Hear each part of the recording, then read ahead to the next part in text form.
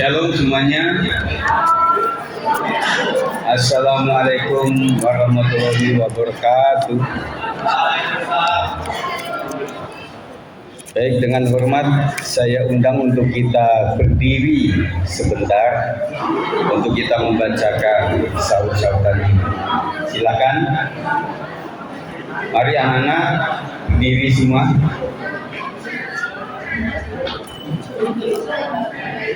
Kita mulai. Kemuliaan bagi Allah di tempat yang maha tinggi. Silakan.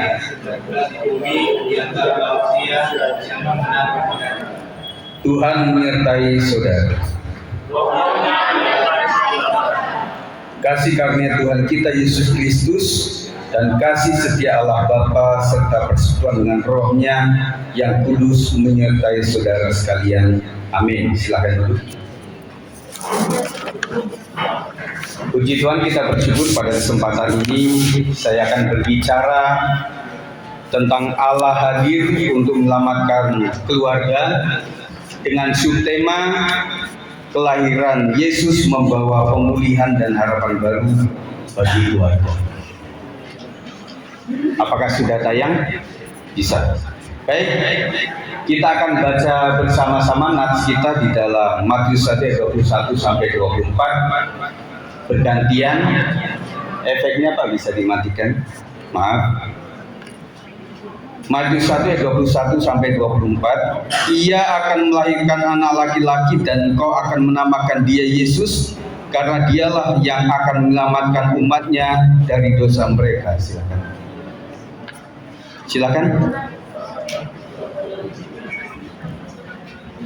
Oh, enggak keluar ya. Hal itu terjadi supaya genaplah yang difirmankan Tuhan oleh Nabi. Sesungguhnya anak darah itu akan mengandung dan melahirkan seorang anak laki-laki, dan mereka akan menamakan dia Immanuel, yang berarti Allah menyertai kita. Sesudah bangun dari tidurnya, Yusuf berbuat seperti yang diperintahkan malaikat Tuhan itu kepadanya. Ia mengambil Maria sebagai istrinya. Puji Tuhan, saya akan berbicara dengan singkat supaya anak-anak yang ada di belakang supaya konsentrasi. Sebentar saja ya, maaf. Natal yang hadir tengah keluarga. Banyak keluarga hari ini sedang menghadapi tantangan besar. Dari orang tua yang sibuk mencari nafkah, dan juga akhirnya waktu bersama anak-anak semakin sedikit. Saya boleh bertanya di sini, yang orang tua siapa? Bapak Ibu yang merasa orang tua siapa, angkat tangan? Ada 1, 2, 3. Puji Tuhan, kebanyakan anak-anak. Dan kemudian dari anak-anak merasa tertekan oleh tuntutan. Siapa anak-anak yang merasa banyak tuntutan di sekolah ini? Angkat tanganmu. Cuma 1 di belakang, yang lain nggak merasa dituntut. Saya senang dengan berita ini. Kemudian juga karena teknologi dan juga pencarian jati diri, kemudian para guru dan saya pikir menghadapi beban berat untuk bukan hanya mengajar pengetahuan, tetapi juga menanamkan nilai dan karakter. Saudara sekalian, PSKD adalah salah satu sekolah yang mengajarkan tidak cuma knowledge, pengetahuan, tetapi juga karakter. Inilah yang menjadi beban guru-guru, karena kalau mengajarkan nilai pengetahuan itu dia pinter pasti bisa dilakukan. Tetapi kalau mengajarkan karakter, artinya seperti istilah Jawa, guru itu adalah digugu dan ditiru.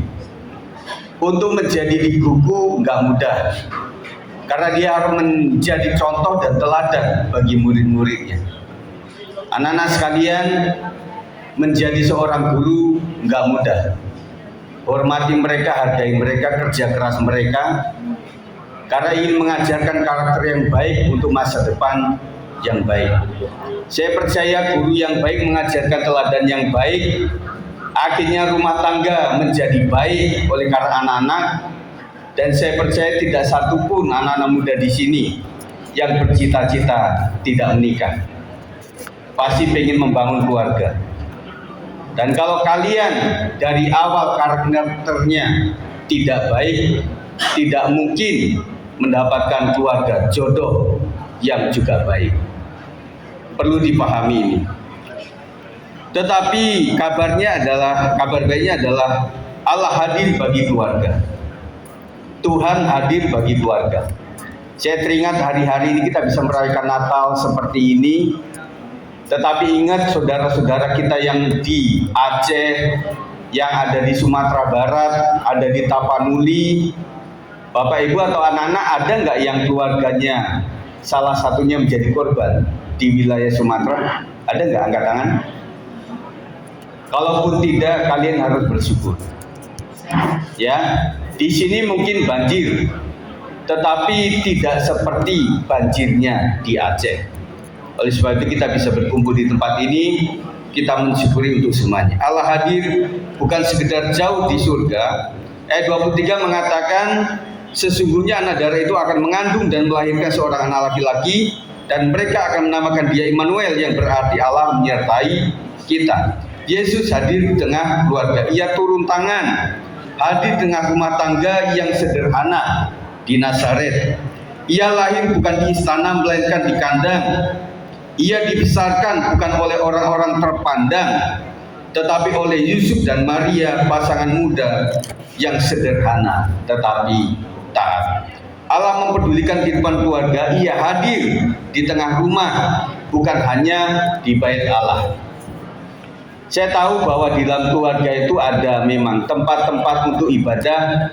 Kalau teman-teman saya di Muslim itu ada tempat ibadah, ada masjid, ada musyola, dan itu adalah tempat ibadah. Yang kalian anak-anak yang Muslim, kalian harus taat. Setuju?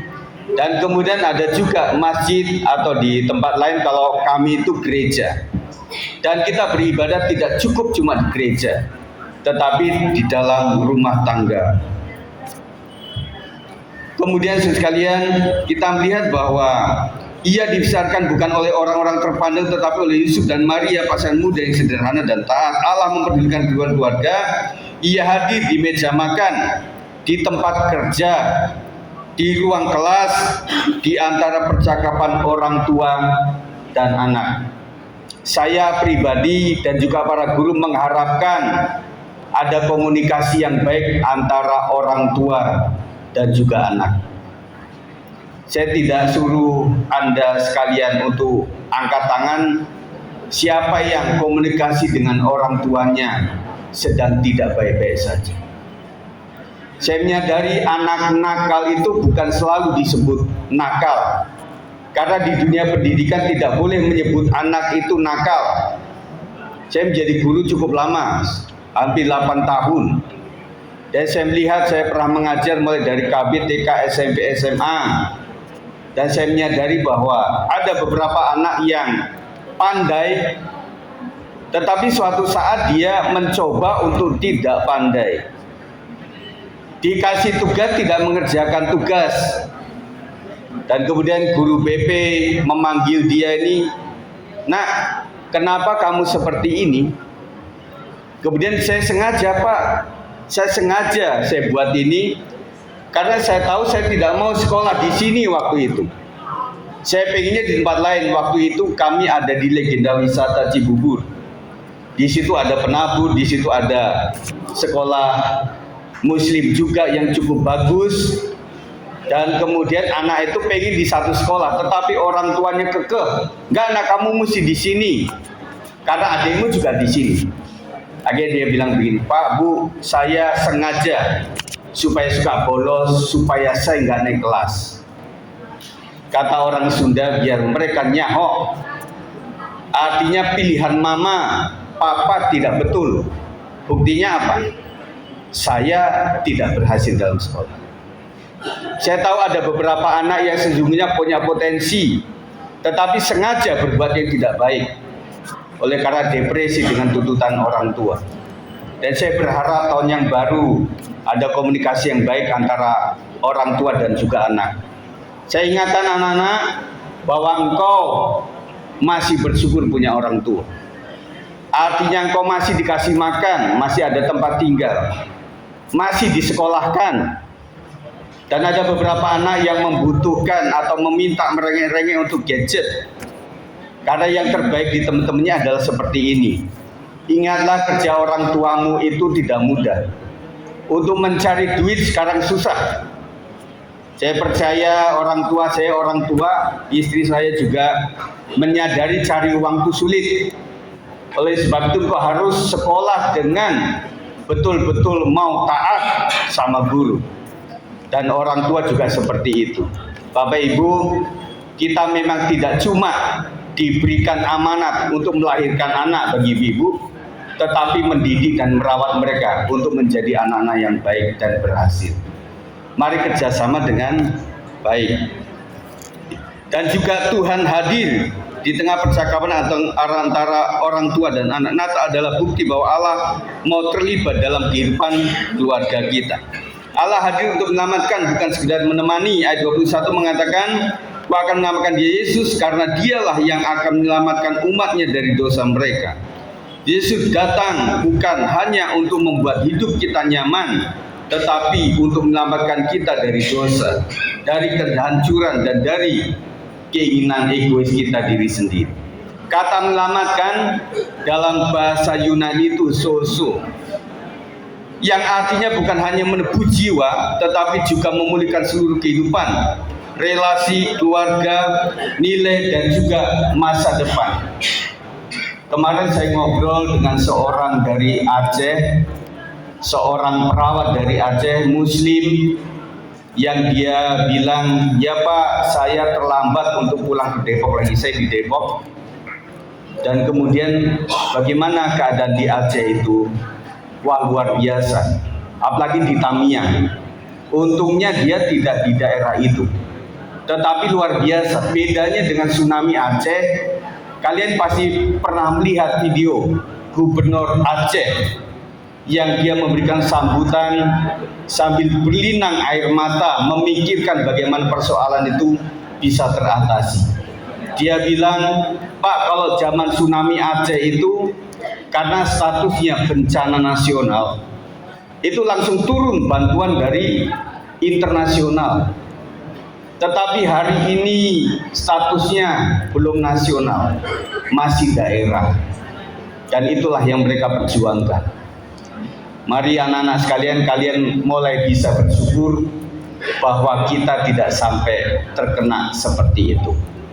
Tetapi kabar yang harus kita doakan, ada megatrust yang orang ahli mengatakan bahwa nanti Jawa Barat kalau terjadi longsor itu lebih daripada Aceh. Dan beberapa berita mengatakan bahwa kalau di sekitaran, nggak tahu termasuk Pluit enggak, kalau pantai itu tidak ditembok yang tinggi, Jakarta bisa tenggelam. Waktu saya mau ke sini, saya tanya sama Pak Thomas, Pak, kalau hujan deras bagaimana? Apakah situ tergenang atau seperti apa? Ya puji Tuhan. Nah, artinya inilah yang harus kita sadari bahwa keadaan kita memang sedang tidak baik-baik saja. Dan kemudian banyak prediksi yang mengatakan tidak baik-baik saja. Tetapi buat orang yang beriman, mau Kristen, Muslim, Katolik, Hindu, Buddha dan sebagainya, kita punya Tuhan. Apapun prediksi yang tidak baik, kita sama-sama doakan itu tidak terjadi. Karena saya percaya bahwa alam bisa berbicara, tetapi Tuhan yang menciptakan alam lebih bisa mengatasinya. Setuju? Tetap berdoa. Banyak keluarga yang hancur bukan karena kurang rezeki, tapi karena hal-hal ini egois. Jadi semua ingin menang sendiri. Bapaknya ingin menang sendiri, ibunya ingin menang sendiri, abangnya, kakaknya ingin menang sendiri, adiknya nggak mau kalah, dia ingin menang sendiri. Saya pikir ini nggak akan bisa berjalan dengan baik. Kemudian ketidakjujuran yang merusak kepercayaan. Orang tua sekali tidak bisa dipercaya, selanjutnya susah untuk bisa dipercaya. Betul kan?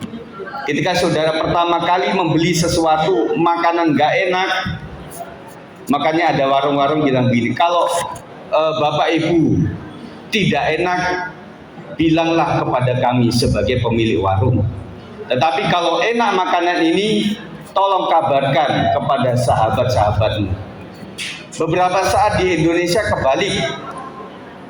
Kalau nggak enak langsung itu, tidak cuma satu RT, satu lingkungan, satu RW langsung mengenal. Dan saya teringat ada suatu saat ada seorang pemilik warung Betawi yang dia marah sama selebgram, sama orang-orang yang memberikan kesaksian tentang sebuah makanan, konten-konten seperti itu, dia marah sekali. Karena apa?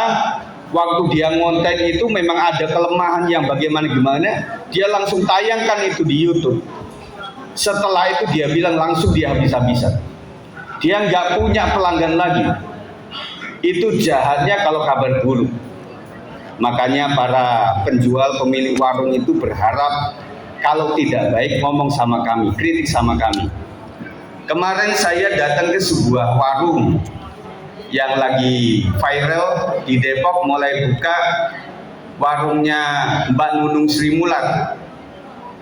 Dan mereka punya pelayanan yang cukup bagus. Nggak tahu rekan-rekan di sini pernah mencoba tidak? Waktu kami datang selalu dikasih ini. Bagaimana Bu? Bagaimana Pak?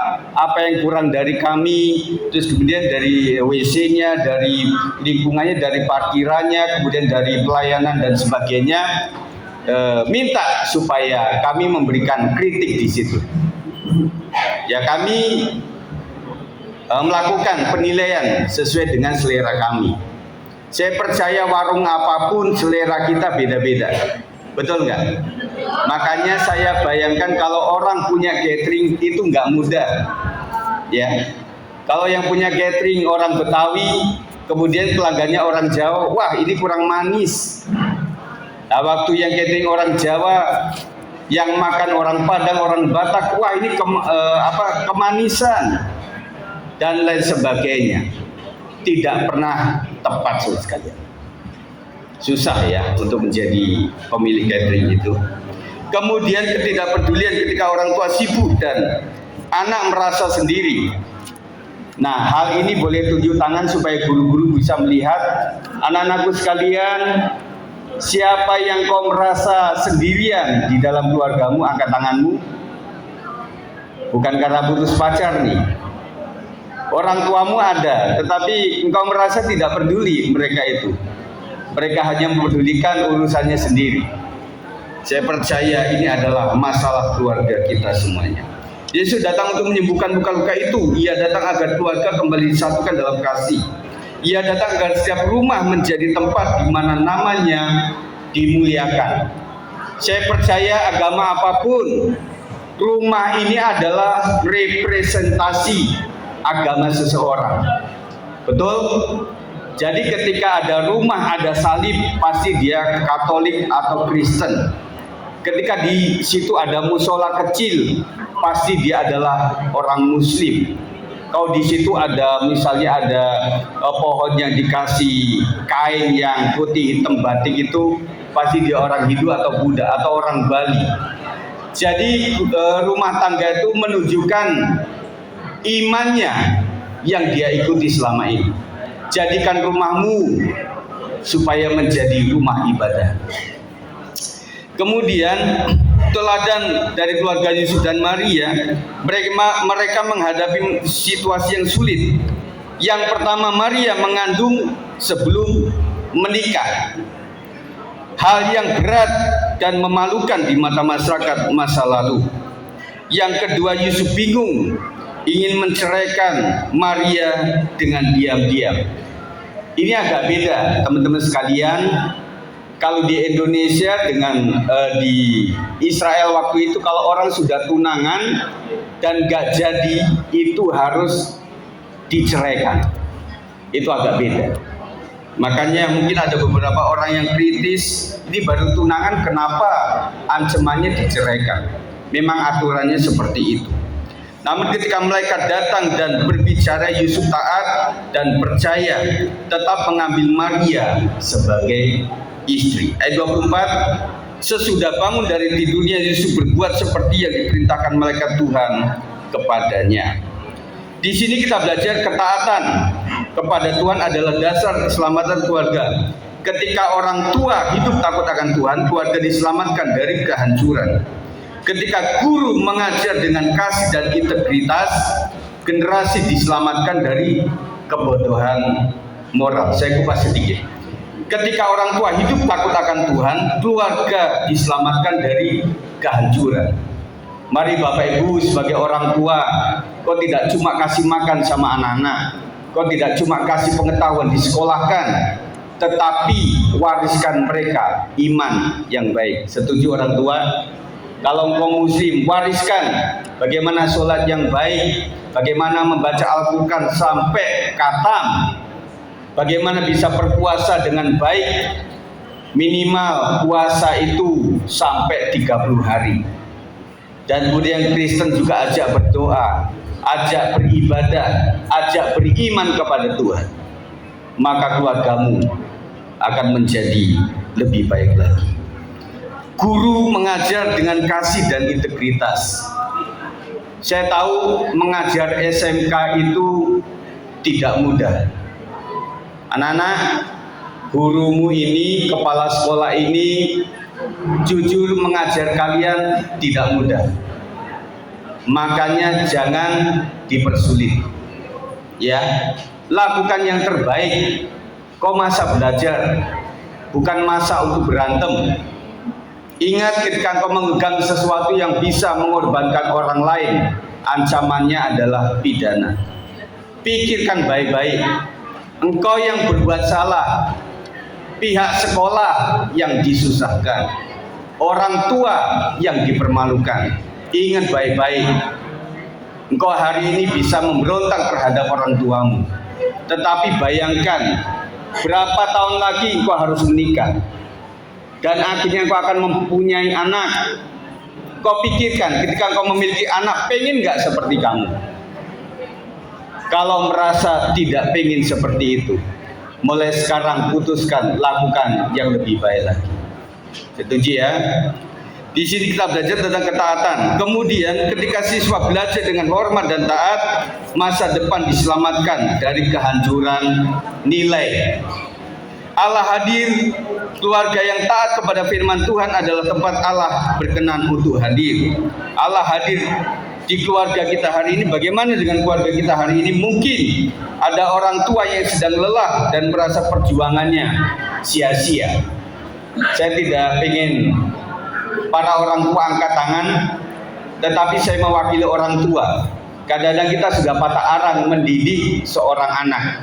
Mendidik anak perempuan beda, mendidik anak laki beda lagi, tetapi urusannya memang tidak mudah. Kemudian guru juga yang kecewa karena murid-murid tampak tidak menghargai usaha. Saya tahu waktu saya menjadi seorang guru itu, memang anak-anak SMP, SMA itu luar biasa. Saya setinggi ini, tetapi anak murid saya itu lebih tinggi dari saya. Kemudian dari belakang dia bilang, Pak Sigit, apa kabar? Saya pikir, apa ini? Tangannya gede saudara sekalian. Dan kalau guru tidak kuat mental, waduh saudara sekalian. Saya kan punya mobil kecil waktu itu, ada Chevrolet yang zaman dulu yang kecil itu. Kemudian waktu saya pulang tuh ada anak yang gendut begitu ya. Kebetulan dia anak Tionghoa, Chinese, gendut. Langsung dia naik di kap. Langsung logo Chevroletnya itu langsung jatuh. Aduh, saya mau dimarahin, saya jaga. Jangan sampai Kak Seto datang begitu kan. Terus temennya bilang gini, tenang Pak Sigit, tenang, dia kaya anaknya, bawa aja ke rumahnya, pasti digantiin. Masalahnya bukan gitu, nak.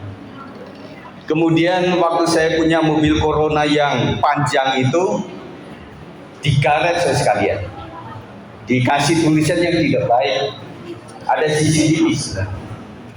Kemudian dicari kan Pak Sigit, kita biar sekolah pengen bertanggung jawab, siapa yang melakukan ini?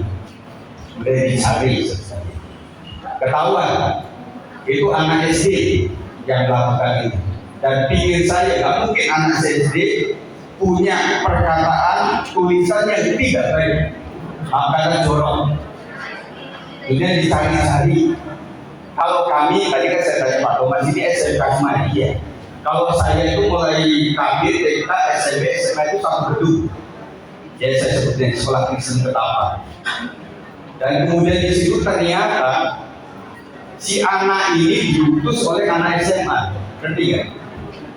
Tolong ini Pak Sigit ini, gara-garanya apa gini? Gara-garanya saya kan guru musik. Anak ini dia sudah menurut orang tua pandai, memang pandai orang kurus di Yamaha. Ceritanya kan gini, anak-anak mari kita ngambil nilai. Dan kemudian model penilaian sekarang itu kok misalnya nilai 5 dijumlahkan dibagi 5, itu nilainya. Nah dia waktu disuruh ujian nggak mau, disuruh ujian lagi nggak mau, akhirnya 5, dia cuma melakukan 3.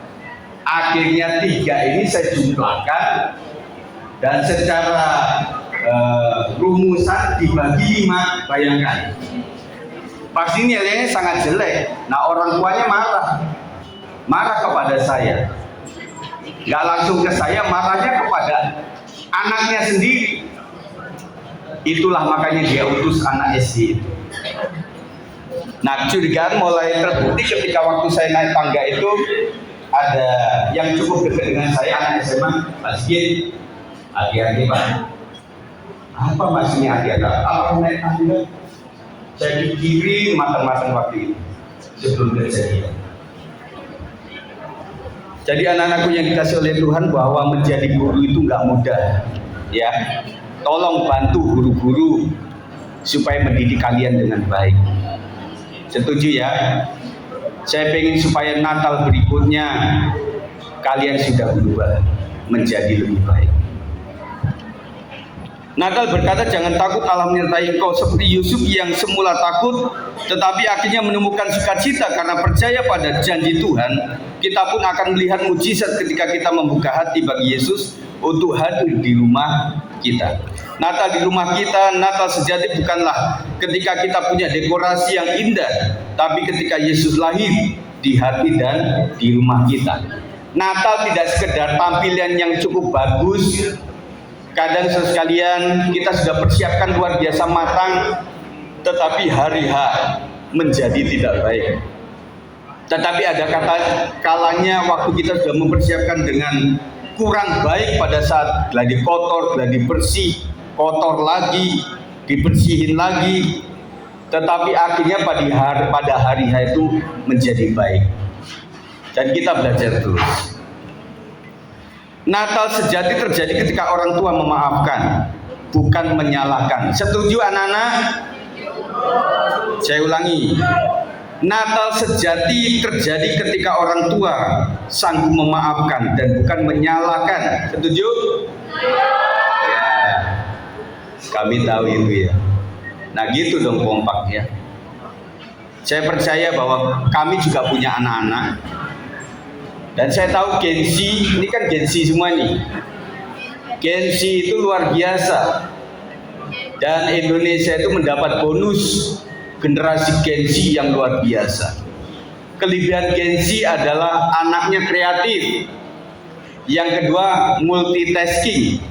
Multitasking itu apa Ibu Bapak? Gini, misalnya kita punya baby nih, generasi Z di bawahnya generasi Y. Dia sambil main gadget. Kemudian dia sambil disuapi. Kemudian papanya sedang ngomong. Nah, nanti habis makan kamu belajar ya. Apa yang dia bilang? Ya Pak. Benar nggak? Itu multitasking. Dan apalagi nggak tahu di sekolah ini bisa menggunakan handphone atau tidak. Munculnya AI itu luar biasa. Jadi banyak yang tidak bisa dipercaya di medsos itu. Saya berkata di medsos itu, kalau orang dengan emoticon dia bahagia, tidak 100% dia bahagia. Kalau dia kasih emoticon happy, tidak 100% dia tuh happy. Betul nggak? Emoticon tidak bisa mewakili. Ya, dia multitasking, dia kreatif, tetapi cenderungnya ada beberapa yang mengatakan generasi strawberry. Tetapi saya percaya STM ini bukan generasi stroberi, generasi yang kuat, setuju? Tetapi gunakan dengan yang baik-baik, untuk yang baik-baik. Amin. Kalau kau berani karena benar, tetapi bukan berani karena benar untuk tawuran, tetapi berani karena saya sudah benar mengerjakan itu. Seharusnya 80 nilai saya, Pak. Kenapa cuma 60? Nah, benernya mesti di situ. Ya. Kemudian Natal sejati ketika guru mengajar dengan kasih, bukan hanya menuntut. Setuju para murid? Saya ulang yang masih ngobrol tadi. Natal sejati adalah ketika guru mengajar dengan kasih, bukan hanya menuntut. Setuju? Setuju. Puji Tuhan. Nah, sekarang bagian siswa ini. Nanti yang saya teriak amin. Natal sejati adalah ketika siswa belajar dengan hormat dan syukur, bukan malah menuntut dan memberontak. Setuju anak-anak? Gue setuju Pak. Ya, saya akan urai sedikit. Kenapa dengan hormat? Ingatlah bahwa gurumu ini memang tidak sempurna, tetapi mereka memberikan waktunya yang terbaik untuk kalian. Misalnya begini, kalian sudah pulang sekolah, guru belum pulang. Kalian belum sampai di sekolah, guru sudah sampai untuk membuat silabus dan juga menyiapkan pengajaran dan sebagainya. Kalian tinggal lenggang pulang. Itulah bedanya. Jadi ketika orang tua memaafkan, kita guru mengajar dengan kasih, ketika siswa belajar dengan hormat dan penuh syukur. Anak-anak sekalian, berapa teman-teman kamu yang tidak bisa mendapatkan sekolah seperti di sekolah ini? Yang mereka pengen sekolah, tetapi tiba-tiba orang tuanya meninggal, akhirnya nggak bisa biayai sekolah. Ada juga yang sekolah itu sambil bekerja, tetapi kalian masih bisa bersekolah. Syukuri itu semuanya, karena disitulah Allah hadir dan keluarga diselamatkan.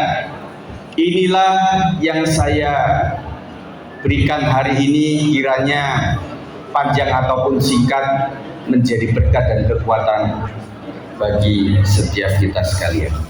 Selamat Natal kepada Yayasan PSKD, Kepala Sekolah SMK PSKD 3 Pluit, para guru dan karyawan, para orang tua, para undangan dan para murid SMK 3 PSKD Pluit. Biarlah kelahiran Yesus menyelamatkan keluarga kita masing-masing. Immanuel. Tepuk tangan buat kita sekalian.